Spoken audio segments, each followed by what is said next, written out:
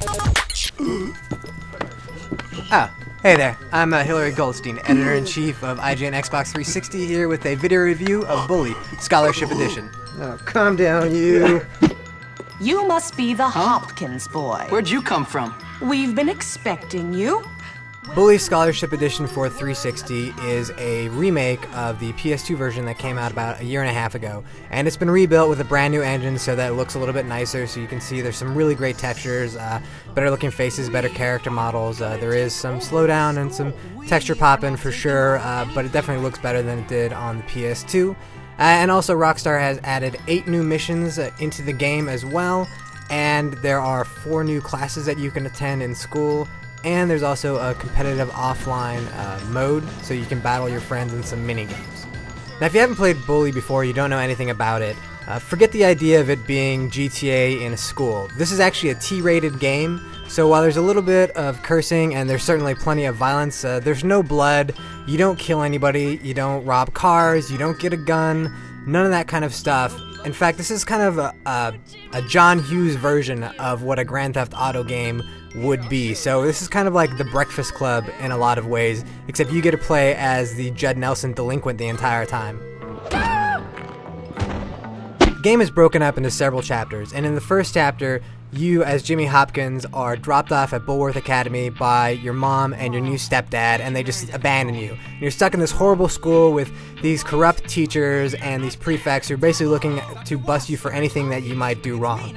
And you've also got a bunch of different cliques of kids, just like you would have in any John Hughes movie. So you got the preppies, you've got the greasers, you've got the nerds, and you're pretty much standing outside of all them. So at the beginning, everybody hates you, but as you do different missions and do different tasks for people, you're going to earn or lose respect with the different groups, and they'll react to you differently. So, eventually you'll get guys who will actually join you in fights when if they see you in a battle because you're their friend. At other times, you're going to piss people off so that if you pass them in the hall, they're just going to come right at you. Now, Bulworth is a school, so there are going to be classes that you're going to want to attend. Now, classes are optional. You can always be truant and play hooky, but that's the kind of stuff that ends up getting you a job as an IGN editor, and you don't want that. You want a good life for yourself.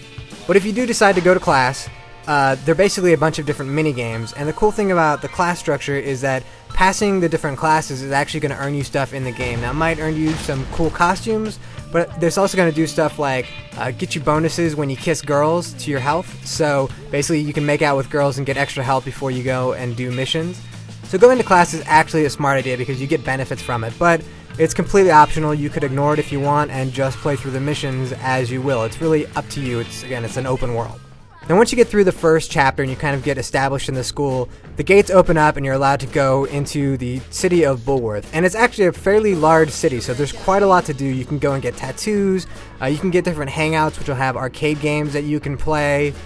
You can just do random missions for other people, and there are actually a lot of kids outside of the school grounds that you're going to have to deal with. The preppies have a boxing gym, so you're going to have one challenge where you've got to go and beat their best guy in a boxing match to prove yourself to them.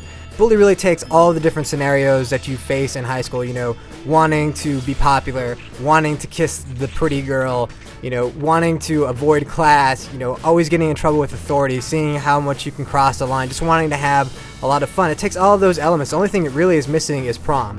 Now, if you've played Bully on PS2, there's really not that much here that's going to add to your experience. The 8 missions that they've added are actually fairly short, as most of the missions in Bully are, so it's not going to add too much playtime for you. But if you've never played Bully before, this is actually a really charming game that you should definitely think about picking up. It's specially priced at only $50, and that's pretty much a steal for a game like this. I'm gonna show you who's the smartest! There's just tons and tons of things to do in the game that will absorb your time. Really, this is the kind of game that you can get into, play for a good month, really have fun with, and then wake up one morning and find out that GTA 4 has come out. So it's a good carryover for you.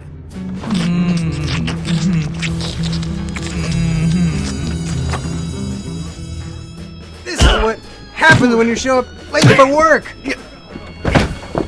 So, that was a look at Bully Scholarship Edition coming out for Xbox 360. It's almost as much fun as beating the crap out of Nate here. So if you have yourself a 360 and you don't have a Nate Ahern to beat up on, you might as well get yourself a copy of Bully. It's pretty good.